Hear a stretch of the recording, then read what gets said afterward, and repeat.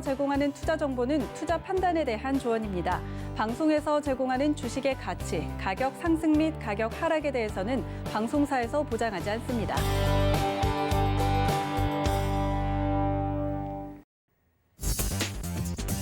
안녕하세요. 순간포착 매매 시그널 김선희입니다. 어제 우리 시장 다시 사상 최고치를 기록했습니다.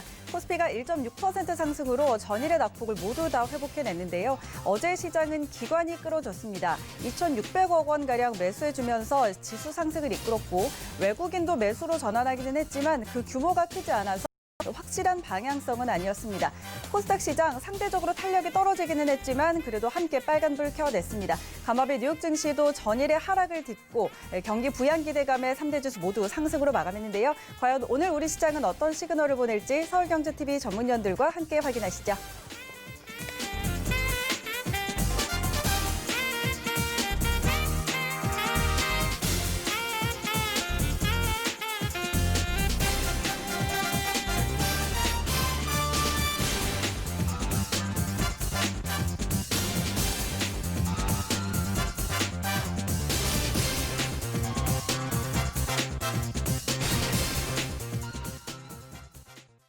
네, 순간포착 매매 시그널 오늘도 세 분의 전문위원과 함께합니다. 이정수 전문위원, 이주연 전문위원, 그리고 김선윤 전문위원 함께할 텐데요. 자, 이 시간 함께하고 싶으신 분들은요. 서울경제TV 유튜브 채널 라이브 방송과 함께 채팅창 참여 가능합니다. 이쪽으로 많이 참여해 주시고요. 또 100원의 정보 이용료가 부과되는 문자번호 샵 0082번으로 문자 보내주시면 실시간으로 여러분의 종목 고민들 함께 해결해 드리도록 하겠습니다. 오늘도 많은 참여 기다리고 있겠습니다.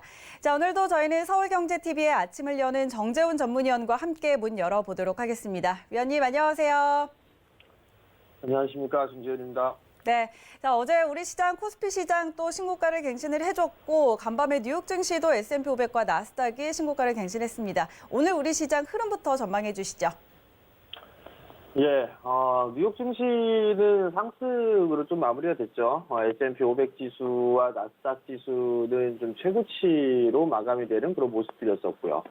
다우지수 같은 경우는 좀 윗꼬리를 달아주는 그런 모습들을 보였지만 0.6%대의 상승으로 좀 마무리가 됐습니다. 사실 11월 말일 날에 있어서 이 시장이 좀 눌렸었죠. 리밸런싱에 대한 부분들 때문에 1.6%대의 하락을 좀 보였었는데 전날 같은 경우는 바로 이 부분들을 좀 회복을 해주면서 5일선을 좀 회복해주는 그런 모습들을 좀 보였습니다. 그렇기 때문에 오늘 한국 증시로 강세 출발을 하지 않을까 그렇게 좀 판단을 하고 있는데요. 차트를 좀 보시기 전에 일단 수급적인 부분들을 좀 먼저 말씀을 좀 드려보도록 하겠는데요. 수급적인 부분들을 좀 보게 되면 11월 말일 날 2조 4천억대의 매도 우위가 좀 있었습니다. 리밸런싱에 대한 그런 부분들이었었고요. 거기에 상당 부분을 좀 개인 투자자들이 좀 받아주는 그런 모습들을 보였었고, 기관 쪽도 받아주는, 매수를 해주는 그런 모습들을 좀 보였었는데, 단기 성향이 짙은 금융투자 쪽에 좀 매수세가 좀 들어왔었어요. 결국은 이 부분들에 있어서는 일시적인 외국인 쪽의 매도 부분들이 아닌가, 그렇게 좀 판단을 하고 있고요. 그러면, 매수 기조는 좀 더 이어지지 않을까, 뭐, 그렇게 좀 판단을 하고 있는데, 시중에 있어서의 고객 예탁금이라든가 이 자금들이 유동성이 좀 상당히 풍부한 그런 모습들이에요. 그렇기 때문에 밀려 내려오는 그런 모습들을 좀 보여주게 된다면 저가 매수세의 유입은 좀 지속되지 않을까 이렇게 좀 예상을 하고 있는데요. 파란색 선이 고객 예탁금입니다. 최근 들어서 뭐 조금 주춤해주는 그런 모습들을 좀 보여주고 있는 그런 상황입니다만. 고객예탁금 자체가 지금 61조대예요. 61조대의 고객예탁금이 좀 유지가 되고 있다라는 거, 그 부분들은 대기자금이 그만큼 많다라고 좀 볼 수가 있는 그런 상황들이기 때문에 일단 뭐 시장에 있어서는 뭐 부정적인 요인보다는 긍정적인 요인으로 좀 봐야 되지 않을까 그렇게 좀 판단이 되고요. 결국은 뭐 시중에 유동성이 좀 많은 그런 부분들이기 때문에 지수가 밀려 내려오는 그런 모습들을 좀 보여주게 된다라면. 저가 매수에는 계속적으로 좀 유입이 될 수 있다라고 좀 보시면 좋지 않을까 싶습니다. 거래소 시장 같은 경우는 어제 이제 대부분의 업종군들이 올랐어요. 뭐 산업재 쪽 섹터뿐만 아니라 자동차 쪽과 IT 쪽 뭐 이런 쪽이 다 올라주는 그런 모습들을 보였는데 11선에 대한 지지 이 부분들만 좀 잘 지켜보면 되지 않을까 싶습니다. 11선 자리대가 깨지는 그런 모습들이 나오게 된다라면 일단은 뭐 조정이 좀 들어간다 뭐 그렇게 좀 생각을 하시면 좋을 것 같은데 그 자리의 기준으로 좀 보게 된다라면 약 한 2,600포인트 정도 뭐 그 정도가 되지 않을까 싶어요. 그렇기 때문에 11선의 이탈하기 전까지는 좀 보유를 해 나가는 그런 전략이 좀 좋을 것 같고요. 업종 대표주들 같은 경우를 좀 보유를 해 나가는 그런 전략이 좀 좋지 않을까 싶습니다. 각각의 업종 대표주 같은 IT 같은 경우는 뭐 삼성전자, SK 하이닉스를 좀 볼 수가 있을 것 같고요. 뭐 철강 쪽에는 포스코, 뭐 화학 쪽에 롯데케미칼 뭐 이런 기업들이 좀 있을 겁니다. 그렇기 때문에 업종 대표주는 지속적으로 좀 보유해 나가는 그런 전략이 좀 유효해 보인다 이렇게 좀 말씀을 드려보도록 하겠고요. 코스닥 시장 같은 경우는 880포인트 자리대가 상당히 좀 두터운 매물벽이었었어요. 그 자리대를 넘어서는 그런 모습들을 좀 보였었고, 거래소 시장보다는 조금 견조한 그런 모습들을 좀 보였어요. 어제 같은 경우는 그래도 거래소 시장이 좀 더 탄력적으로 움직여주는 그런 모습들을 좀 보였었는데, 코스닥 시장도 따라가는 그런 모습들이 좀 나올 수밖에 없을 겁니다. 거래소 시장이 사상 최고치를 좀 기록했던 그런 부분들이 있기 때문에, 코스닥 시장도 이 900포인트 자리대를 넘어서는 그런 모습들이 좀 나오지 않을까 싶습니다. 그렇기 때문에 이번 달 같은 경우는 900포인트를 넘어서는 그런 모습들을 좀 보여줄 수 있다라는 거, 그 부분들을 좀 기억을 하시면 좋을 것 같고요. 여전히 뭐 시장이 움직이기 위해서는 뭐 제약바이오 섹터와 IT 섹터들, 그리고 2차 전지 뭐 이런 종목군들에 있어서 성장주들 같은 경우는 지속적으로 좀 관심을 가지고 보는 전략이 좀 좋지 않을까 싶습니다. 미국 시장 같은 경우도 IT 쪽 섹터, 제약바이오 섹터 상당히 좀 많이 올라간 그런 모습들을 좀 보여주고 있기 때문에 국내 시장에서도 IT 쪽 섹터와 제약바이오 섹터는 여전히 좀 관심을 좀 가지고 봐야 되는 그런 부분들인데 제약바이오 섹터 같은 경우는 치고 올라가는 그런 종목군들 위주로만 좀 봐야 될 것 같아요. 올라가지 못하는 그런 종목군들 같은 경우는 이슈가 있는 종목군들 위주로만 좀 봐야 된다라는 거, 그 부분을 좀 기억을 하시면 좋을 것 같고요. 2차 전지 쪽 섹터는 내년도에도 좀 성장을 할 수 있는 그런 모습들을 좀 보여줄 수가 있다라는 거, 그러한 부분들을 놓고서 트레이딩 관점보다는 투자적인 관점으로 좀 보는 그런 전략을 좀 말씀을 드리도록 하겠습니다. 네, 성장주에 대한 지속적인 관심 이야기해 주셨는데 오늘 시장 전략은 어떻게 세워볼까요? 우선 코로나 확진자 수는 계속적으로 좀 체크를 해봐야 되겠죠. 어제 이제 400명대로 좀 줄어들었었는데 오늘 같은 경우 다시 500명이 좀 넘어서는 그런 모습입니다. 국내에서 확진자 수가 493명이고요. 해외 유입이 18명이었습니다. 총 511명인데요. 다시 500명대로 좀 넘어서는 그런 모습들을 좀 보여주고 있는 그런 모습들이기 때문에 여기에 있어서 트레이딩 관점에 나올 수 있는 그런 부분들은 뭐 언택트 관련주들을 좀 볼 수가 있겠죠. 뭐 그러한 종목분들은 여전히 좀 트레이딩 관점을 좀 봐야 되지 않을까라고 좀 말씀을 드려보도록 하겠고요. 삼성전자와 SK 하이닉스 같은 경우는 뭐 추가적인 상승이 좀 나올 수가 있어 보입니다. 어플라이드 머티리얼즈 괜찮은 그런 모습들을 좀 보였었고요. 그다음에 마이크론 테크놀로지 같은 경우도 급등이 좀 나왔어요. 4%가 넘는 상승세를 좀 보였습니다. 그러면 삼성전자와 SK 하이닉스도 마찬가지로 추가적인 상승이 좀 가능할 것으로 보여지는데요. 삼성전자 같은 경우는 아마 7만 원대 초반권역까지는 상승을 할 수 있지 않을까 싶어요. 근데 아무래도 좀 무겁게 진행되지 않을까 싶거든요. 여전히 뭐 삼성전자 같은 경우는 내심 이 보유자분들께는 좀 죄송한 그런 부분들이지만 그냥 횡보만 해주는 게 딱 좋지 않을까 그렇게 좀 생각을 하고 있거든요. 그렇기 때문에 삼성전자 같은 경우도 좀 추가적인 상승이 좀 나올 수 있겠지만 대안적인 부분들로 말씀을 드렸던 부분들이 SK 하이닉스를 좀 말씀을 드렸을 거예요. SK 하이닉스 같은 경우 신고가의 흐름들을 보여주지는 못했기 때문에 아무래도 이 좀 더 신고가의 흐름들이 좀 나오지 않을까 이렇게 좀 말씀을 좀 드리고요. 필라델피아 반도체 지수가 최고치를 좀 기록을 했어요. 그렇기 때문에 이들 기업들 같은 경우도 괜찮은 주가의 흐름들을 좀 보일 것이고 거기에 따라서 뭐 대안적인 그런 종목군들도 몇몇 개 좀 말씀을 좀 드렸을 거예요. 삼성전기를 좀 말씀을 좀 드렸었고요. 삼성전기 같은 경우 신고가의 흐름들을 좀 보여주고 있죠. 그 이외에 소비 시즌이기 때문에 뭐 LG전자라든가 이런 기업들도 좀 말씀을 드렸을 거예요. LG전자 같은 경우는 최근에 올라가지는 못하고 있는 그 모습들인데 여기서 매물소화 과정을 거치고 난 이후에는 추가적인 상승 시도는 좀 나올 수 있지 않을까라고 좀 판단이 되고요. LG이노텍 같은 경우도 지금 힘을 쓰지는 못하고 있는데 애플 쪽에 있어서의 카메라 모듈 쪽을 좀 납품을 하고 있는데 삼성전기 쪽하고 협업 가능성에 대한 그 소식들이 좀 나왔었어요. 그 부분들 때문에 좀 주춤하는 부분들이 아닌가라고 좀 판단이 되는데 4분기 실적 또한 마찬가지로 최고 실적을 좀 예상을 하고 있는 그런 상황들이거든요. 그렇기 때문에 조정 시에는 매수 전략으로 좀 보는 전략도 좀 괜찮지 않을까 싶습니다. 이 이외에 뭐 IT 섹터들은 뭐 긍정적으로 봐도 좋지 않을까, 그 점을 좀 말씀을 좀 드려보도록 하겠고요. 어제 대체적으로 다 올라가는 그런 모습이었었어요. 뭐 철강이라든가 화학, 건설, 기계 뭐 이런 쪽에 있어서의 굴뚝주들, 산업재 쪽에 있는 그런 종목군들은 대부분 다 올라가주는 그런 모습들을 보였는데 공통적인 부분들이 적시 비할이었었어요. 그리고 올해보다는 내년도에 있어서의 기저효과적인 그런 부분들이기 때문에 추가적으로 성장을 할 수 있다라는 점, 그 부분들 좀 기억을 하시면 좋을 것 같고요.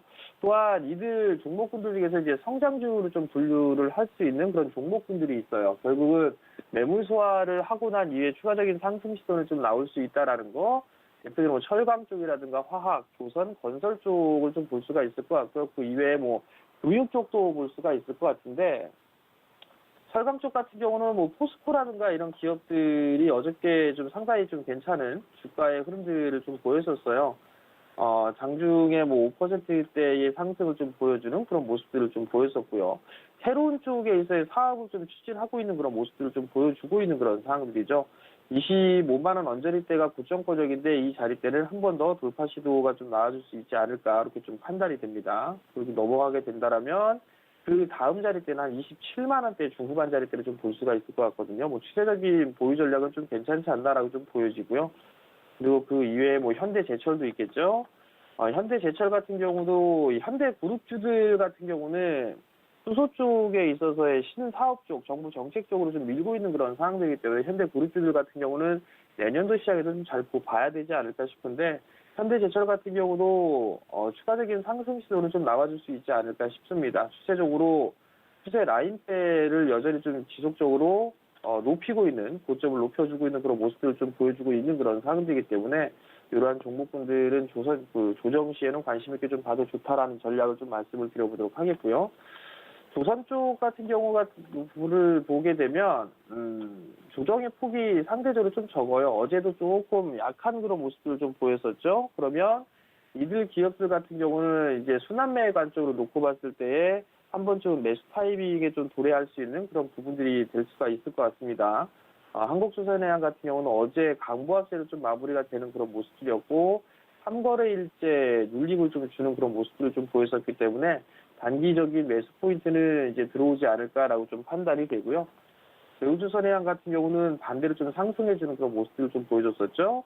이러한 종목군들 같은 경우는 여전히 좀 봐야 된다라는 점을 좀 말씀을 드려보도록 하겠고, 어제 물류 쪽에 있어서 뭐 HMM이나 뭐 대한항공이나 이런 종목군들을 좀 말씀을 드렸었는데 계속 운임 가격에 대한 부분들은 올라가고 있는 그런 모습들이에요. 그렇기 때문에 그러한 종목군들 최근에 좀 급등을 해주는 그런 모습들을 보였었지만 추가적인 상승은 좀 나올 가능성이 좀 높아 보입니다. 그렇기 때문에 그러한 종목군들 눌림 물건에 좀 잘 봐야 될 것 같고요.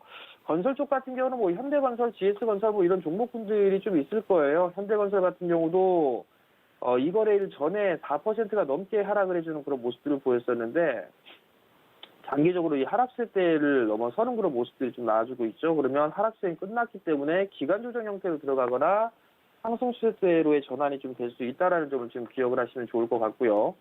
GS건설과 마찬가지로 최근 들어 좀 강했었죠. 아직까지는 목표치가 좀 남아있는 그런 상황들이에요. 추가적인 상승이 좀 나오게 된다면 35,000원대 이상 자리대에서는 한 번쯤은 매도를 할 수 있는 그런 기회를 주지 않을까 싶습니다. 그렇기 때문에 조정 시에는 여전히 좀 봐야 된다는 점을 기억을 하시면 좋을 것 같고요. 그리고 삼성물산이나 삼성엔지니어링 같은 경우도 있는데 삼성엔지니어링 같은 경우는 좀 더 강한 그런 모습들을 좀 보여주고 있는데 삼성물산 같은 경우는 그렇게 강한 그런 모습들은 보여주지는 않고 있거든요. 여전히 박스권역이다라는 거. 연말로 가면 갈수록 이제 삼성물산은 좀 관심 있게 좀 봐야 되지 않을까 싶습니다. 그 부분도 좀 기억을 하시면 좋을 것 같고요.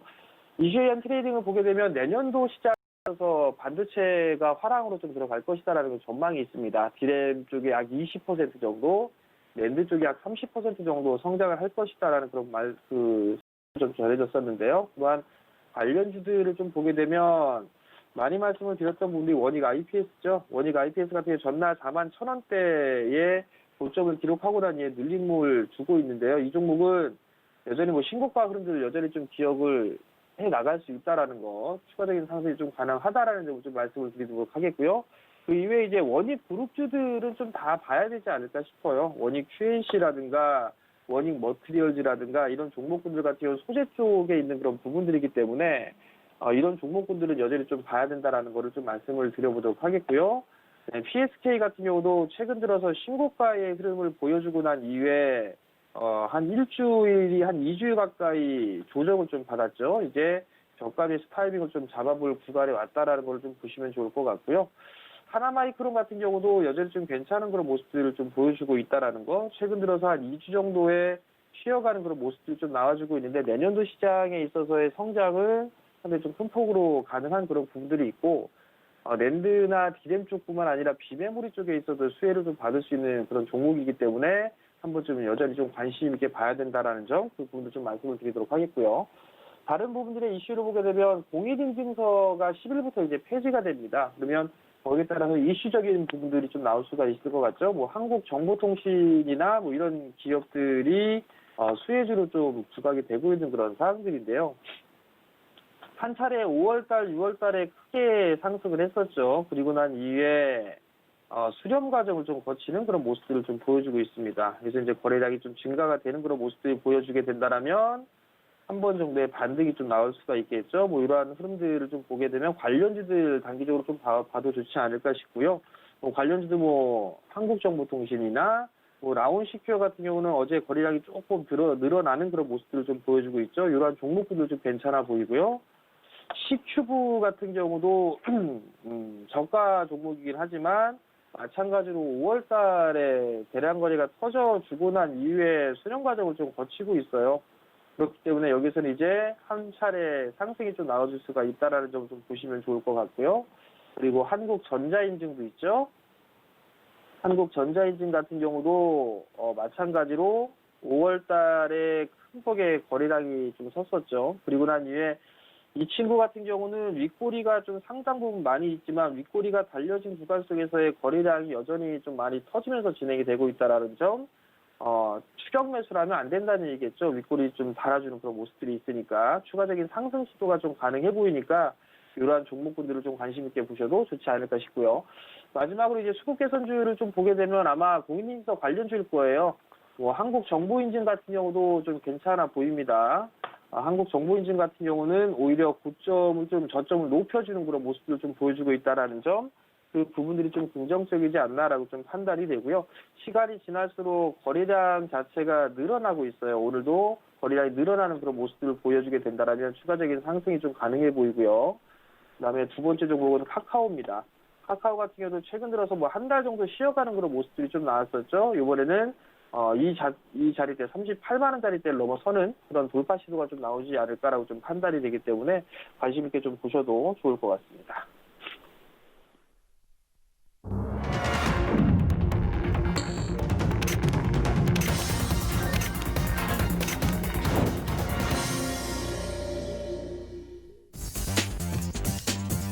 자, 12월 2일 수요일장 개장했습니다. 어제 우리 시장 하루 만에 다시 반등하면서 코스피가 사상 최고치를 다시 기록했습니다. 대형주를 중심으로 한 기관들의 매수가 들어오면서 코스피는 힘을 좀 내줬는데 상대적으로도 코스닥은 탄력이 떨어지기도 했습니다. 장중에 하락권으로 접어들었다가 다시금 조금 힘을 내주면서 그래도 890선 지켜내면서 어제장 마감을 했는데요. 자, 지난달 말에 MSCI 리밸런싱과 관련해서 외국인의 큰 매도가 좀 나왔습니다. 하지만 어제 다시 소폭이나마 매수로 전환이 되기도 했죠. 자, 이 매수세 좀 이어질 거라는 전망들이 나오고 있는데요. 오늘 우리 시장 계속해서 빨간불 켜내줄 수 있을지 코스피 시장부터 함께 가보시죠. 네, 코스피 시총 1위부터 5위까지 종목들입니다. 지금 혼조 양상인데 삼성바이오로직스만 혼자 파란불을 켜내고 있습니다. 0.5% 하락으로 출발을 했고요. 삼성전자와 SK하이닉스 나란히 빨간불 켜내고 있습니다. 삼성전자는 내년에 전 세계 디램과 낸드 플래시 등 반도체 시장이 올해보다 더 활황을 보일 거라고 전망을 했는데요. 0.8% 지금 1% 가까운 상승으로 68,400원으로 출발을 했습니다. SK하이닉스의 상승이 가장 눈에 띕니다. 지금 3% 가까이 올려 세우면서 출발을 했고요. 3,000원 세우면서 103,500원으로 오늘 시장 출발했습니다. 이어서 6위부터 10위 종목들 함께 확인하시죠. 네, 역시 혼조 양상인데 네이버 반등 흐름 이어가고 있습니다. 0.18% 강보합권으로 출발을 했고요. 셀트리온도 오늘 강세 흐름 이어갑니다. 0.3% 상승으로 34만 5천 원으로 출발했습니다. 현대차는 하락으로 출발을 했습니다. 지금 11월 해외 판매 감소한 수치가 어제 나왔는데 하지만 미국 자동차 시장의 수요 회복 기조는 유지될 거라는 전망들도 따르고 있습니다. 삼성 SDI 어제장 강한 상승 후에 지금 차익 실현 조금 나오는 모습이고요. 1% 가까운 하락으로 출발을 했습니다. 이어서 지수 함께 확인하시죠. 네, 양지수 모두 빨간불 켜냈습니다. 코스피가 0.4% 상승으로 2,645포인트로, 코스닥은 0.3% 상승으로 894포인트로 출발했습니다. 이어서 코스닥 시장으로 함께 가보시죠. 네, 시총 1위부터 5위까지 종목들 혼조 흐름인데 알티오젠만 파란불입니다. 1.3% 하락으로 17만 2,200원으로 출발했고요. 셀트리온 헬스케어와 제약 역시 나란히 빨간불 켜냈습니다. 오늘은 셀트리온 제약이 조금 더 강합니다. 2.3%가량 상승으로 19만 8,400원으로 출발했는데요. 지금 삼형제 시총 합이 총 72조 원이 넘어서면 코스피 시총 2위 종목 SK 하이닉스의 시총을 따라가고 있습니다. 시젠도 0.9% 상승으로 출발을 했고요. 이어서 6위부터 10위까지 종목들도 함께 확인하시죠.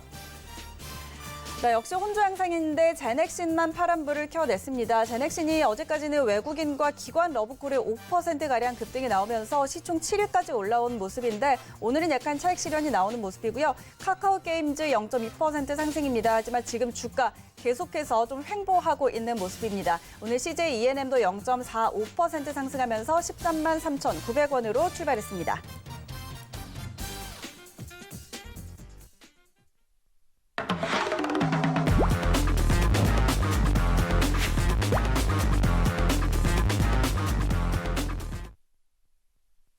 네, 라이브 매매 시그널 바로 시작해 보도록 하겠습니다. 오늘은 이정수 전문위원과 함께 시작합니다. 위원님 안녕하세요. 네, 안녕하세요. 실전 매매 정수 이정수 전문가입니다. 네, 반갑습니다. 자, 오늘 우리 시장 일단 빨간불 켜내면서 출발을 했습니다. 양시장 0.6%, 0.3%가량 올려세우고 있는데 지금 장 출발하자마자 어제 매수해줬던 기관이 바로 좀 물량을 덜어내고 있는 모습입니다. 오늘 시장 흐름과 종목 시그널 같이 주시죠. 네, 오늘 시장도 어제와 다르지 않게 나쁘지 않은 흐름들이 이어지고 있는데요. 조정을 받을 거면 세게 쿵 하고 빠져야 되는데 그런 현상들이 나오지를 않아요. 그러다 보니까 종목들 중에서 이제 가는 애들은 가고 안 가는 애들은 폭락은 없는데 폭락 나오는 경우들은 거의 없다고 보면 돼요. 지금 장에서는 폭락이 나온다. 만약에 10% 빠진다. 그 전날에 한 30% 갔나 보죠. 한 30%, 40% 갔던 애들이 10% 빠지는 건 있을 수가 있지만 올라가지도 않았던 애들이 10%, 20% 빠지는 경우는 지금은 볼 수가 없습니다. 코스닥 1,000개, 거래소 1,000개, 총 2,000개 넘는 개수에서 갑자기 그냥 아무 일도 없는데 10%, 20% 그냥 하루 이틀 만에 빠지는 경우는 거의 한두 개 정도 나올까 말까 거의 보기 힘들어요. 오히려 상한가 가는 종목들을 오히려 보는 게 더 쉬울 정도로 그러니까 지금은 그만큼의 강세장이 유지가 되고 있다는 얘기고요. 쉽게 조정을 받지 않는데 개인 투자자들이 굉장히 불안합니다. 그 이유는 지수는 계속 올라가고 옆에 있는 종목들은 막 급등을 하고 막 상한가 가고 막 그렇게 막 강하게 올라가는 종목들은 눈에 보이는데 내 종목은 안 간다는 얘기죠. 그래서 오히려 이제 불안해하시는 분들이 있는데 불안할 필요가 없습니다. 마음이 급하게 되면 여러분들이 매매가 꼬이게 되고 괜히 그냥 갖고 있으면 한 일주일만 참고 갖고 있었으면은 그것도 20%, 30% 올라갈 수가 있는데 괜히 던져가지고 또 딴 거 들어가고 또 물리고. 그러니까 지금 모든 종목들이 다 같이 올라가는 그런 흐름들이 아니기 때문에 이제 개인 투자자분들이 조금 힘들어하는 그런 흐름들이 나오는데 결국은 시장이 이제 계속 2,700, 2,800, 2,900, 3,000 그다음에 코스닥도 900, 905 요거 정도점 돌파하는 건 일도 아니니까 조만간 돌파하면 코스닥도 이제 1,000 간다는 얘기 나올 거, 1,000 돌파한 다음에 1,100 가고 1,200 가고 이래버리면 그때까지는 안 갈 수가 없어요. 그러니까 그때까지 그냥 잘 참는 사람들이 이기는 건데 대신에 그건 있습니다. 어떤 종목을 공략하느냐에 따라서 수익률이 50%, 100%, 200% 크게 나올 거냐 아니면 이 좋은 장에서 그냥 10% 정도 먹고 나올 거냐. 그래서 종목마다 올라가는 목표치는 틀려요. 그러니까 어디까지 간다 이거는 얘기할 수는 없지만 종목에 대한 확실한 목표치는 틀리다는 거. 그래서 연말장과 연초장에서는 원래 바닥주들이 한번 움직이면 정말 크게 가는 흐름들이 나오는데 이제 12월 달이고요. 올 연말부터 해서 내년 1, 2월 달 사이에서는 1년 동안의 수익이 다 몰아서 나오는 경우가 바로 이런 이제 연말장 연초장입니다. 그래서 정신 집중 잘 하셔야 되고 지수는 여전히 강하다라는 얘기 말씀을 드립니다. 자, 그러면 여러분들이 질문을 주셨던 종목들을 가지고 한번 상황을 살펴보도록 하겠습니다. 자, 일단 첫 번째로 여러분들이 질문 주셨던 종목이 경보제약이네요. 자, 경보제약 어제 이제 상한가를 갔는데요. 자, 경보제약. 자, 경보제 어제 상한가를 가고 오늘도 굉장히 강하게 움직여주고 있는데 일단 계열사가 종근당이죠. 종근당이 코로나 치료제인 나파모스트를 개발에 이제 하고 있다라는 얘기가 나왔는데 자, 지금 임상 중에 있는 코로나 치료제 나파벨탄의 주성분인 나파모스타트를 개발 중인 사실이 부각이 돼서 지금 어제 상한가를 가고 강하게 움직이는데 제가 누누이 얘기하지만 여러분들이 뭐 제약사를 다니시는 것도 아니고 제약 박사도 아니고 이거는 제약주들이 뭐 한두 개도 아니고요. 그렇죠? 이게 알기가 굉장히 어렵습니다만 모든 제약주는 동일한 패턴과 동일한 이슈로 움직여요. 그건 뭐냐면 바로 뭔가를 우리가 개발하고 있다. 임상 중에 있는데 이게 될 것 같다. 기대감이죠. 되든 안 되든 이거는 관심이 없는 거예요. 되면 좋은 거고 안 된다 그래서 얘가 안 가는 게 아니기 때문에 제약주들은 꿈을 먹고 기대감으로 움직이는 겁니다. 그래서 경보제약도 경보제약이 꼭 아니어도 상관없습니다. 무슨 제약이어도 상관없어요. 제약사라면 뭔가를 하고 있을 거고 그게 지금 뭐 코로나 이슈가 제일 핫하니까 예를 들어서 10년 전에 코로나 개발한다라 그러면 그게 움직이겠습니까? 예를 들어서 뭐 2, 3년 전에 혹은 4년 전 2017년도에서는 줄기세포제라든지 항암제라든지 이런 쪽을 개발하거나 이쪽을 연구를 해야 급등을 하지 뭐 갑자기 뭐 독감 치료제 개발 중에 있다. 그러면 급등 안 해요. 그러니까 2017년도에서는. 그러니까 지금 핫한 이슈에 맞춰가지고 그냥 핑계대고 움직이는 겁니다. 가고 싶으니까. 그래서 주가는 기대감에 지금 움직이는 거고요. 충분히 더 상승할 수 있는 여력은 있는데 일단 목표치는 2만 원을 말씀을 드리고요. 기대감에 움직이는 얘뿐만 아니라 모든 제약주들이 다 이런 식으로 움직일 거예요. 그래서 바닥에 있는 제약주들은 다 좋다 말씀을 드리는 거고 요거는 12,000원 손절에 고정 내려오면 공략이 가능하시고 지금은 좀 쫓아가는 건 조금 무리라고 보는데 일단 목표치는 2만 원 말씀드리도록 하겠습니다. 자, 다음으로 진원생명과학 질문 주신 분이 있는데요. 이거에 대한 이제 주가 전망에 대해서 물어보셨는데 진원생명과학. 자, 진원생명과학과 좀 경보제약의 차이점은 길게 보면 경보제약은 바닥에서 이제 머리를 올리고 대가리를 들고 이제 올라가는 흐름이라면 진원생명과학은 아까 경보제약으로 따지면 경보제약이 진원생명과학이 6,000원짜리 경보제약은 여기서 6,000원 움직이기 때문에 얘로 따지게 되면 경보제약으로 따지게 되면은 경보제약은 700%가 더 올라가야 지금 진원생명과학과 똑같이 올라간 거고 현재 위치로 보게 되면은 그래도 한 400~500% 정도 올라가면 경보제약하고 진원생명과학하고 비슷하겠네요. 그런 식이기 때문에 사실 진원생명과학이 그런 부분이 조금 불리하죠.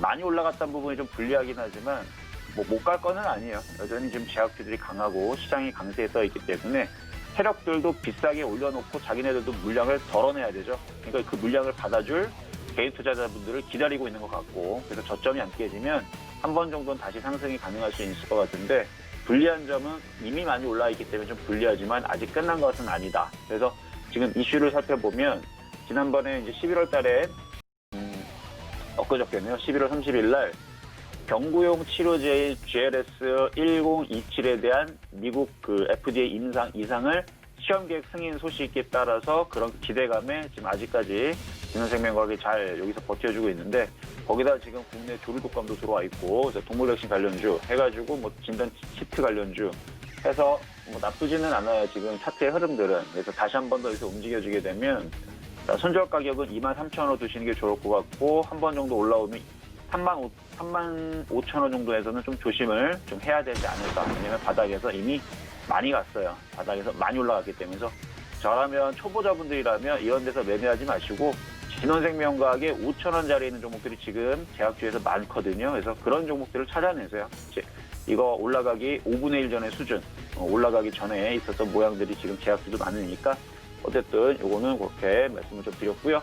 자, 세 번째로는 삼성 SDI 질문 주신 분이 있습니다. 자, 삼성 SDI 실적이 3분기 실적이 좋았어요. 3분기 실적도 괜찮았는데 내년 실적은 더 좋을 거랍니다. 이게 이제 증권사 레포트들이 나왔는데 내년의 매출액은 올해 대비 24%가 증가한 14조 3천억 정도, 그다음에 영업이익은 40% 증가한 1조 300억 정도 수준이 될 거라고 지금 리포트들이 나와주고 있는데, 영업이익으로 따지게 되면 작년 동기 대비 1,465%가 증가를 한답니다. 100%도 아니고요. 1,400%, 14배가 증가할 것이라 그러고, 중대형 전지 부분에서 흑자 전환을 또 기록할 거라고 예상을 했고요. 그다음에 유럽차, 전기차 판매량이 급증을 하고 있고, 미국 매출 또한 성장세를 보이고 있기 때문에 이쪽, 그다음에 그 에너지 저장 시스템, ESS 이 부분들도 4분기서부터 해서는 실적이 반영이 되면서 흑자 전환을 했기 때문에 내년에서는 더 좋을 것도 예상이 되고 있고요. 그리고 코로나 치료제가 확실하게 내년에서는 나올 것 같은 그런 저는 기대감을 좀 보이고 있는데, 내년에서는 아마 치료제가 확실하게 나올 겁니다. 물론 이거 나온다 안 나온다는 건 가봐야 되지만 나올 거로 저는 믿고 있고요. 나오게 되면 경기가 다시 살아날 거고, 그 다음에 코로나 이전 사회로 다시 돌아간다는 또 기대감이 또 내년에는 또 부흥을 주면서 전기차라든지 2차 전지라든지 뭐 반도체라든지 뭐 디스플레이라든지 전 다 살아날 거라고 봐요. 그렇기 때문에 삼성 SDI의 전망은 좋게 나올 수밖에 없는 건데, 주가가 많이 뜬 게 조금 부담이 되지만 대형주들은 그런 게 있어요. 가면 선봉장 역할을 합니다. 선봉장 역할을 하면서 얼굴 바담 역할을 해줘야 돼요. 삼성전자가 계속 가주기보다는 삼성 SDI 가는 게 아무래도 좀 지수 부담이 좀 덜하겠죠. 그래서 삼성 SDI는 목표 가격은 그래도 60만 원은 그래도 넘어가지 않을까 해서 목표 가격 정도 말씀을 드리고, 손절 라인 한 50만 원 두고 공략을 해보겠다라면 할 수는 있는데요. 이거 말고도 반도체 장비주들 가벼운 애들 많죠. 좋은 애들 많으니까 그쪽 애들로 하시는 게, 왜냐면 얘를 믿고 삼성 SDI를 믿고 디스플레이 장비라든지 그다음에 2차 전지 장비라든지 뭐 이런 애들은 다 좋다고 봅니다. 어쨌든 삼성 SDI가 살아있기 때문에 그래서 얘는 더 간다. 저는 그렇게 말씀을 드리도록 하겠습니다. 자, 네 번째 시청자 질문 종목은요. 서울바이오시스 매수 질문을 주셨는데요. 서울바이오시스. 자, 지금 국내 코로나 확진자가 점점 늘어나고 있죠. 계절적인 요인도 있고 뭐 어쩔 수가 없죠. 이 부분은. 그래서 치료제가 내년에 나오기 전까지는 저도 어쩔 수 없다고 생각을 합니다.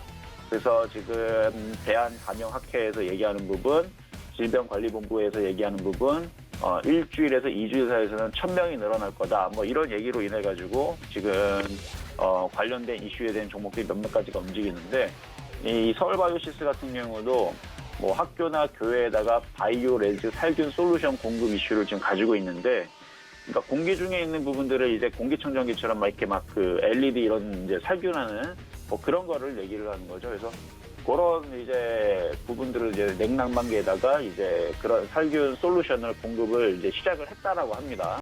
그래서 그것 때문에 움직일 수는 있어요. 근데 거래량이 너무 없고 외국인들이 물량들을 지금 털고 나갔는데, 글쎄요, 좀 약할 것 같기는 하지만 만약에 매매하겠다면 못할 것도 없습니다. 그래서 16,000원 손절 잡고 목표 가격 한 2만 원 정도 말씀을 드리면서, 이것도 뭐 매매로는 뭐 나쁘지는 않다 말씀드립니다.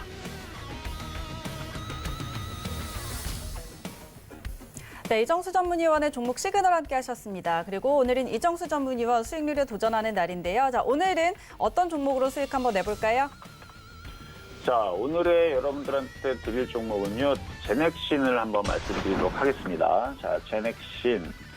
뭐 제넥신은 여러분들도 잘 알고 있는 지금 국내에서 DNA 그 코로나 백신을 만들고 있는 준비 중에 있는데, 임상 1상이 지금 예상 결과가 지금 좋게 나왔고요. 1상 마무리 올해 하고 내년에 2상 들어가고 또 내년에 또 말에는 들어가고 해서 성공할 확률이 전 높다고 봐요.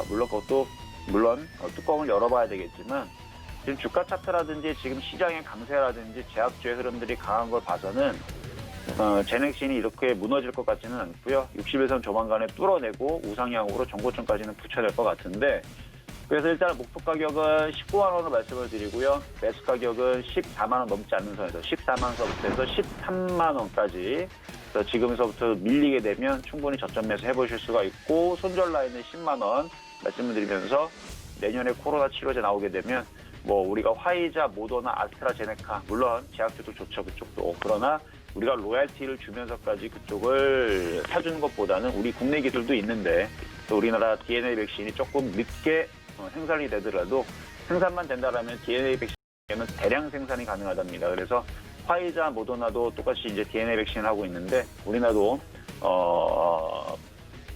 DNA 백신이 성공을 해서 그다음에 뭐 녹십자도 있을 거고 뭐 셀트리온도 있을 거고 뭐 우리나라 제약사들 많잖아요. 우리나라 어디든 간에 성공을 하게 되면 이게 생각보다 그렇게 그 코로나 치료제가 우리가 생각했던 것처럼 이게 되게 어렵고 그런 게 아니고 기존에 있었던 백신에서 이게 새로 나왔기 때문에 이게 만드는데 원래 그 백신 만드는데 한 10년 정도 걸린대요. 근데 그걸 1년 만에 만들려고 그러니까 지금 이래서 그렇지 그렇게 우리가 불가능한 백신은 아니다. 이게 무슨 뭐 말도 안 되는 뭐 되게 위험한 백신이라고 생각하는데 그냥 독감이라 생각하시면 돼요. 새로운 독감이 나와서 그거를 치료제를 만드는데 시간이 원래 1년 정도가 아니고 원래 몇 년이 걸려요. 몇 년이 걸리는데 지금 급하게 만들다 보니까 사람들이 이게 되게 뭐 특이하다 생각하는데 그렇지는 않습니다. 그래서 우리나라 국내 백신 회사들도 아마 코로나 백신을 여기저기에서 많이들 만들어낼 거예요. 그러니까 생각보다 쉽게 만들어낼 것 같아요. 그래서 성공하게 되면은 뭐 그거에 따른 이슈로 뭐 정고점 돌파 정도는 한번 이뤄내지 않을까 이렇게 말씀을 드리면서 오늘의 여러분들한테 드리는 종목은 제넥신입니다. 네, 이정수 전문위원의 도전 종목, 오늘은 제넥신이었습니다. 자, 지금 시장 양시장 모두 빨간불을 켜고 있습니다. 코스피가 0.8%, 코스닥은 0.3%가량 상승하고 있는데 지금 기관 쪽에서 매물이 상당히 많이 나옵니다. 1,600억 원가량 내놓고 있고요. 금융투자 쪽에서 1,700억 원가량의 매물을 내놓고 있습니다. 어제 강하게 매수를 해줬다가 역시나 좀 빠르게 차익 실현에 나서는 모습인데요. 외국인은 다시 1,300억 원가량 매수로 대응해주고 있는 상황입니다. 코스피 시장 0.8% 상승인데 그중에서 삼성전자가 2% 넘게 상승하고 있고 SK하이닉스가 무려 6%대의 상승률을 보이면서 지금 두 종목이 지수를 끌고 가고 있는 상황입니다. 이어서 이주연 전문위와 만나보도록 하겠습니다. 위원님 안녕하세요. 네, 안녕하세요. 네, 반갑습니다. 자, 우리 이주연 전문위원 도너리포트에서 15%의 수익률을 달성한 MS오토텍 이 종목 리뷰와 함께 오늘도 나머지 종목들 시그널 같이 주시죠. 네, MS오토텍 같은 경우는 이제 매매 시그널에서도 제가 한번 언급을 드렸던 종목이고요. 도너리포트에서도 이야기를 드렸고 이 종목은 이제 제가 계속 방송을 할 때마다 이제 언급을 좀 자주 했던 종목인데 신고가를 갈 거다라고 얘기를 계속 드렸던 종목입니다. 이유는 이제 그 전기차나 이 친환경 자동차들에 대한 수요가 글로벌적으로 증가를 한다는 부분에서 MS오토텍이 이제 GM 군산 공장을 인수를 하게 됐습니다. 그리고 거기서 이제 중국의 그 전기 자동차 회사의 제품을 이제 OEM으로 생산을 하려고 했는데 그 전기 자동차 회사가 이제 망해버렸죠. 부도가 나버리는 바람에 지금 현재 공장에 새로 이렇게 그 들어올 수 있는 그런 부분들을 이제 정부와 함께 찾아가고 있는 상황인데요.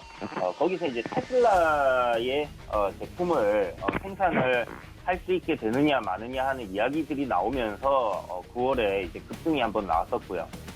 최근에 지금 상한가 쳤던 부분은 자회사의 이제 IPO 수요 책정을 했는데 기관에서 굉장히 괜찮은 그런 결과가 나왔습니다. 그래서 급등을 했고 월봉을 한번 보시면요, 이 종목이 지금까지 가본 적이 없는 그런 새로운 길을 가고 있다라는 것을 확인하실 수가 있는데. 세력이 이제 신고가를 만들어 놓고 주가를 그냥 죽여버릴 가능성은 거의 없다라고 생각을 하시면 될 것 같습니다. 그래서 뭐 물론 조정을 주고 올린다든지 아니면 그런 신고가 부분을 활용을 해서 물량을 뭐 떠넘긴다든지 이런 경우들은 발생을 할 수가 있는데 지금 MS오토텍이 보유하고 있는 그런 재료를 봤을 때는 그럴 가능성은 좀 적다라는 생각이 들고요.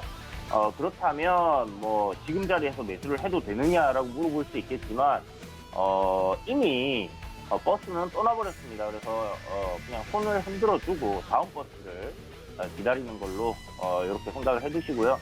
혹시나 조정이 좀 내려와줘서 월봉에 보이시는 이 돌판 박스권 뭐 상단까지 내려온다, 조정이 나온다 그렇게 되면 한번 매수 관점으로 접근을 해볼 수 있겠다라고 생각을 합니다. 그 가격대가 한 8,600원 정도 되는데 한번 관심 종목에 지켜놔 보시고요. 급등한 종목 추격 매수는 안 하시는 게 좋을 것 같아요. 지금 현재 단기 과열 예고가 떠 있기 때문에 단일가 매매 들어갈 수 있는 부분이 있으니까 참고하시고, 오늘 시가부터 지금 상승한 흐름은 시세를 한 번 정도 더 줄 수도 있겠다라는 생각이 듭니다. 아무튼 뭐 단기 매매 하시는 분들은 참고해 보실만 하다라는 생각이 들고요. 대응이 잘 안 되시는 분들 같은 경우는 안 보시는 게 좋겠다, 이렇게 정리해 드릴게요. 자, 그리고 두 번째 문의 주신 부분이 대한항공이에요. 대한항공 어디까지 날아갈까 궁금하다, 이렇게 물어보셨는데, 글쎄요, 대한항공 이제 이륙을 해서 쭉 상승 흐름을 이어가고 있는 그런 모습인데요. 좀 고도를 지속적으로 높여갔으면 좋겠습니다. 일단 기술적으로 봤을 때는 지금 한 3만 원 정도 주봉상 이렇게 이제 기술적으로 고점끼리의 그 저항 라인을 그어 본다면요, 한 3만 원 정도의 이 저항이 이렇게 잡히는데 3만 원까지는 뭐 무난하게 상승 흐름이 이어질 것 같고, 요 매물대를 지난번에 윗꼬리가 이렇게 나오면서 이제 좀 소화를 한 부분이 있거든요. 요거까지 돌파해준다 하면 뭐 31,500원 이 저항 라인도 뚫고 올라갈 거다, 이런 생각이 드는데, 요거는 이제 코로나 이후에 여행 수요가 이제 좀 증가할 것 같다라는 부분 때문에 제가 바닥권에서 계속 이야기를 드렸던 부분이에요. 그런데 이야기 드릴 때는 아무도 관심이 없으시다가 올라가니까 이제 사도 되냐 막 이렇게 여쭤보시는 분들이 상당히 많으신데, 일단은 지금 자리는 그냥 사놓고 뭐 내년까지 1년 정도 그냥 묻어둔다라고 생각할 수 있는 자리는 좀 아니라는 생각은 들어요. 그래서 좀 트레이딩 관점으로 대응을 좀 하셔야 되는 부분이기 때문에 접근은 가능하다라고 생각을 합니다. 그래서 오늘처럼 이렇게 음봉으로 눌리는 흐름, 상승 추세에 있는데 음봉으로 눌리는 흐름이 나온다 하면 저점에서 분할 매수 관점으로 조금씩 접근을 해보시는 게 괜찮을 거다, 이런 생각이 들고요. 지금 뭐 전체적으로 상승 흐름 상승이니까 그런 관점에서 접근을 하시는 게 좋겠습니다. 그래서 대한항공은 3만 원까지는 일단 기술적으로 열려 있는데 뭐 코로나 이제 백신이라든지 치료제들이 이제 나오고 내년에 이제 경기가 좀 정상화된다 하면 여행 수요 굉장히 폭발적으로 증가할 가능성 높다라고 생각이 됩니다. 그렇다면 주가는 추가적인 상승 흐름도 나와줄 가능성 상당히 높다는 생각이 들고요. 한 4만 원 정도까지는 크게 봐서 상승하는 흐름이 이어질 거다라는 생각이 들고, 그 이후에 이제 뭐 아시아나항공과의 합병 이후 뭐 실적이 어마어마하게 좋아진다든지 이런 부분들이 부각이 된다 하면 또 지속적으로 또 상승이 가능하다, 이렇게 생각을 하고 있습니다. 그래서 두 종 나올 시마다 매수하는 관점으로 접근을 하시면 좋겠다, 이렇게 대한항공은 정리해 드리겠습니다. 그리고 다음 종목, 세 번째 종목인데 아타바이오 문의를 주셨어요. 아타바이오 같은 경우는 아타바이오 제가 이제 작전 타임이라고 점심시간에 이제 유땡땡이죠. 거기서 이제 여러분들께 이 종목을 좀 유심히 보시라고 이야기를 드렸던 종목인데, 지금 이미 뭐 상당히 시세가 많이 나왔습니다. 한 20% 이상 올라온 상황이고요. 이 종목을 이야기 드렸던 이유는 제약바이오 섹터 강한 상황에서 주가가 박스권의 이 저항 라인까지 이렇게 쭉 올라오는 흐름, 그러니까 저항까지 올라왔다는 것은 돌파할 가능성이 있다라는 부분이겠죠. 그렇기 때문에 이 종목을 좀 유심히 지켜보셨으면 좋겠다라고 얘기를 드렸는데, 박스권 돌파하고 지금 강한 흐름을 보이고 있습니다. 1월에 그 JP모건 헬스케어 컨퍼런스가 있기 때문에 그 부분 관련해서 이제 뭐 암 관련주라든지 뭐 이제 제약 바이오 섹터도 좀 강하게 움직일 가능성이 좀 높다라는 생각이 드는데요. 이미 뭐 주가들 잘 움직이고 있어서 그때쯤까지 꾸준하게 상승세 이어진다면 상당히 큰 시세를 노려볼 수도 있겠다라는 생각이 듭니다. 아타바이오는 이제 상장한 지 그렇게 오래된 종목은 아니에요. 그래서 우리가 상장할 때 만들어지는 뭐 시가와 종가가 저는 좀 중요한 의미를 가진다라고 생각을 하는데요. 그런 관점에서 본다면 지금 종가 부분은 돌파를 했고 그 가격대가 이제 박스권 상단 저항 구간이었습니다. 그래서 이제 저항을 돌파했기 때문에 추가적으로 상승하는 흐름이 이어질 거다라고 예상을 할 수 있을 것 같은데요. 만약에 이 종목이 지금 5일선 이탈 종가 기준으로 거의 없이 올라가고 있는 상황이에요. 그래서 쭉쭉 이 상태대로 이어져 간다 하면 상승세를 한 5만 원까지는 상승하는 흐름이 좀 이어질 것 같다라는 생각을 가지고 있습니다. 그래서 그 정도 흐름 한번 지켜보시면 좋을 것 같고요. 지금 대략적으로 이제 박스권을 돌파해서 박스권만큼 뭐 상승한다라는 가정을 한다면 그 정도 한 5만 원에서 한 4만 8천 원 그 부분대 저항에서 정리하는 관점으로 한번 접근을 해보시고요. 매수 뭐 가능하다라고 생각을 합니다. 대신 이 종목은 손절을 조금 타이트하게 잡아주고 한 5%에서 10% 내외로의 손절을 좀 잡고 한번 대응을 해보는 게 좋을 것 같다는 생각이 들고요. 지금 한 38,500원 이 가격대를 이탈하지 않는다면 상승세 유지될 것 같습니다. 그러니까 이 종목 조정이 나올 때 역시나 지금은 양봉이죠. 음봉으로 조정 나올 때 공략하는 관점으로 접근을 해보시기 바랍니다. 네 번째 종목인데요. 유엔에서 대마초 규제를 완화하는 부분을 이제 논의를 하고 있어요.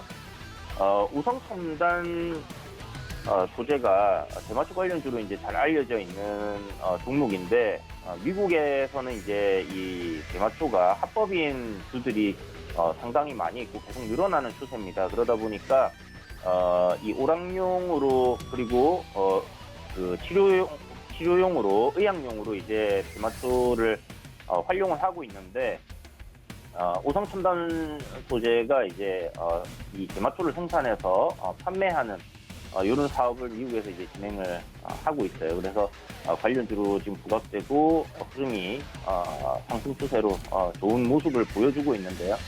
지금 5,000원대부터 뭐 한 4,000원대 이 박스권 흐름을 좀 만들어 가고 있다라고 생각을 하시면 되는데 요 가격대가 좀 저항이 주봉상 보면 좀 강한 구간이다라고 볼 수 있습니다. 일단 뭐 큰 그림에서는 바닥권을 탈피하는 흐름이 나오고 그리고 상승 추세를 이어가고 있는 부분이기 때문에 이 상승 추세가 좀 지속될 가능성 상당히 높다라는 생각이 들고요. 5,000원 이 저항 구간을 이제 제가 봤을 때는 뭐 며칠 안에 도탈 가능성 좀 상당히 높지 않나라는 생각이 드는 부분이 있습니다. 그래서 만약 이 종목을 관심 있게 보신다 하면 매수 관점으로 한번 지켜보시고요. 지금 어저께 거래량이 좀 나오면서 시세가 살짝 나왔었는데 한 4,400원 정도 손절가 잡으시고 조정 나올 때마다 매수 관점 이렇게 접근하시는 게 좋겠습니다. 자, 그리고 마지막 종목인데요. MP 한강입니다. MP 한강 지금 주가 흐름은 차트만 딱 봐서는 상당히 괜찮아요. 화장품 사업하고 있고 MP 한강, MP 그룹 이게 이제 미스터 피자를 하는 회사인데 전체적으로 이렇게 그림을 보면 바닥을 다지고 이제 추세 전환을 하는 그런 흐름입니다. 그래서 추세 전환 전에 이제 이 박스권 흐름에서의 움직임이 상당히 괜찮다라는 생각이 들고 기술적으로는 그냥 뭐 좋다 이렇게 얘기를 할 수 있을 것 같습니다. 그런데 회사 상태가 좀 상당히 안 좋고요. 그리고 현재 주가의 흐름을 보면 굉장히 뭐라고 할까요? 시원시원스럽게 이제 뽑아주지는 못하는 그런 종목입니다. 그래서 자칫 여러분들이 시세 나올 때 따라 붙었다가는 크게 물리기 십상인 그런 패턴의 종목이기 때문에 MP의 한강은 좀 관망하는 의견을 드리고요. 만약에 조정이 좀 많이 내려와서 한 1,400원 정도까지 조정 만약에 보여준다. 20선 눌림목 정도가 만들어지는 모습이 보인다. 그러면 여러분들 그때는 매수 관점으로 한번 접근해 볼만 하겠다. 이렇게 정리해 드리도록 하겠습니다. 네, 이주연 전문위원의 종목 시그널 함께 하셨습니다. 시장이 조금씩 더 힘을 내주고 있습니다. 코스피 시장 1.2%까지 상승폭 확대한 상황이고요. 코스닥도 0.5%까지 늘려가고 있습니다. 오늘은 외국인의 매수가 지금 코스피 시장 이끌어주고 있습니다. 금융투자 쪽에서는 여전히 지금 물량 많이 내놓고 있는데 기관 안에서 투신과 연기금 쪽에서 매수로 전환을 하면서 지금 낙폭 조금씩 줄여 상승폭을 조금씩 더 키워나가고 있는 상황이고요. 코스피 시총 상위 종목들 안에서도 지금 빨간불이 조금은 더 많이 보이고 있는 상황입니다. 자, 그리고 오늘은 또 공인인증서 폐지와 관련해서 보안주들, 전자인증주들 두 자릿수 급등세 포착이 되고 있습니다. 지금 방송 보시면서요, 또 궁금하신 점들 많이 생기실 텐데 카카오톡 오픈 채팅방 순간포착 매매 시그널 검색하셔서 들어오시면은 이쪽으로 많은 질문들 또 저희와 나누실 수 있으니까요. 함께 참고해 주시기 바랍니다. 자, 이어서 저희는 바로 김선윤 전문위원 만나보도록 할게요. 위원님 안녕하세요. 네, 안녕하세요. 네, 반갑습니다. 자, 시장 조금씩 힘을 내주고 있는데 오늘 시장 흐름과 종목 시그널 역시 같이 주시죠. 네. 삼성전자와 하이닉스가 좀 오늘 시장 가장 핫하겠고, 말씀드렸던 포인트들, 그러니까 삼성전자 같은 경우가 뭐 한 65,000원, 6,000원짜리 크게 이탈하지 않으면서 올려칠 경우에는 더 올라갈 수 있다, 7만 원 이상을 볼 수 있다라고 좀 여러 차례 말씀드렸는데, 상승 쪽으로 방향을 완전히 틀었고요. 하이닉스 같은 경우에도 한 뭐 96,700원, 6,000원짜리 크게 깨지 않는다면은 굉장히 또 큰 폭의 상승 나와주면서 전고점 넘어가는 포인트가 나올 것이다. 1차적으로 말씀드렸는데 오늘 또 그 흐름이 나왔어요. 그러니까 지금 반도체 업황 자체가 굉장히 좀 실적 포인트가 판매량 자체가 증가하는 소식이 또 나와주면서 주가가 굉장히 탄력적으로 올라갑니다. 뭐 서버 쪽은 아니지만 그 외에 모바일 수요 쪽이나 그다음에 이제 그 유럽 쪽에서의 그 2차 전지 자동차 관련한 반도체 매출 자체가 크게 늘면서 주가가 좀 큰 폭으로 움직이는 것 같아요.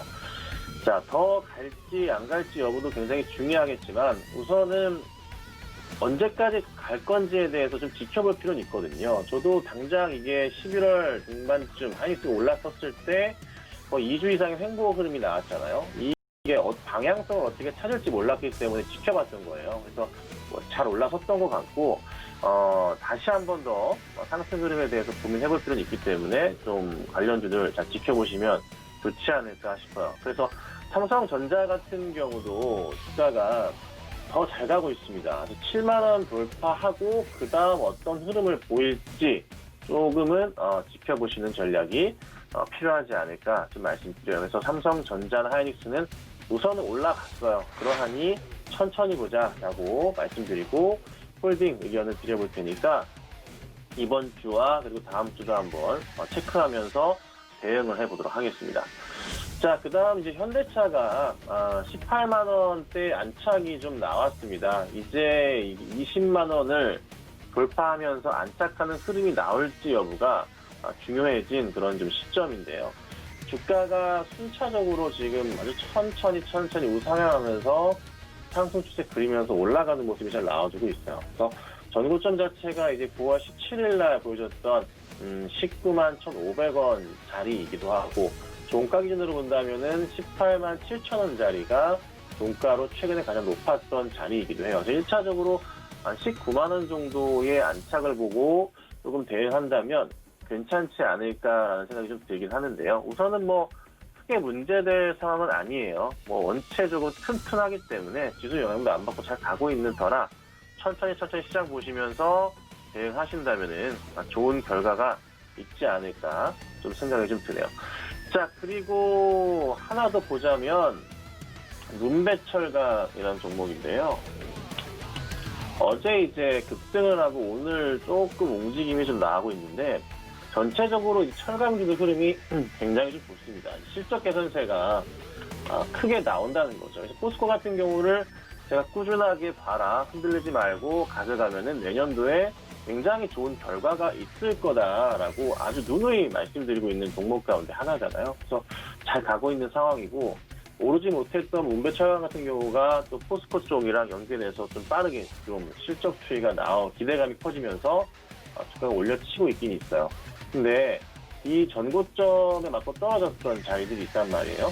이게 이제 6월 3일 날 보여줬던 최고가 3,495원짜리가 있는데 혹여나 하락에 대비해서 저는 3,400원을 이탈할 경우에는 조금은 조심해야 되지 않을까라는 생각을 해봅니다. 하지만 원체 긍정적이라서 좀 더 추이를 보고 대응할 필요는 있지 않을까 좀 말씀을 좀 드려봐요. 자, 그 다음 보자면은 이제 효성화학이라는 종목인데요. 자, 이 종목도 오늘 굉장히 좋은 흐름이에요. 증권가 쪽에서 목표가 상향 소식들이 좀 나와주면서 주가가 역시나 좀 탄력적으로 움직임이 좀 나와줍니다.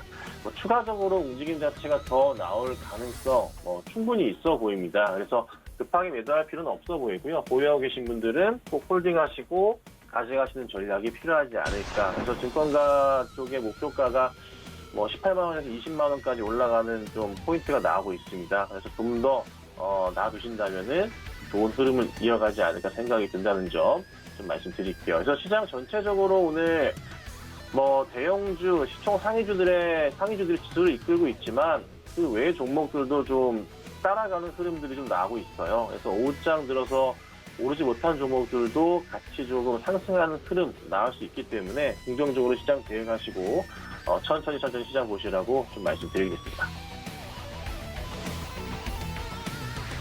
네, 김선윤 전문위원의 종목 시그널 함께 하셨습니다. 지금 시장이 힘을 많이 내주면서 코스피가 2670선 타진하면서 73포인트까지 올라와 있는 상황입니다. 자, 시장 강한데요. 이 흐름 맞춰서 여러분도 수익 많이 내보시기를 바라도록 하겠습니다. 참고로 저희 방송에서 제공하는 정보는 투자 판단에 대한 조언일 뿐 해당 주식의 가치와 수익률은 부정하지 않습니다. 그리고 서울경제TV 전문위원과 패널을 사칭한 1:1 유사수신 행위가 성행하고 있습니다. 유의하시기 바랍니다. 오늘 순간포착 매매 시그널은 여기까지고요. 저희는 내일 이 시간에 돌아올게요. 고맙습니다.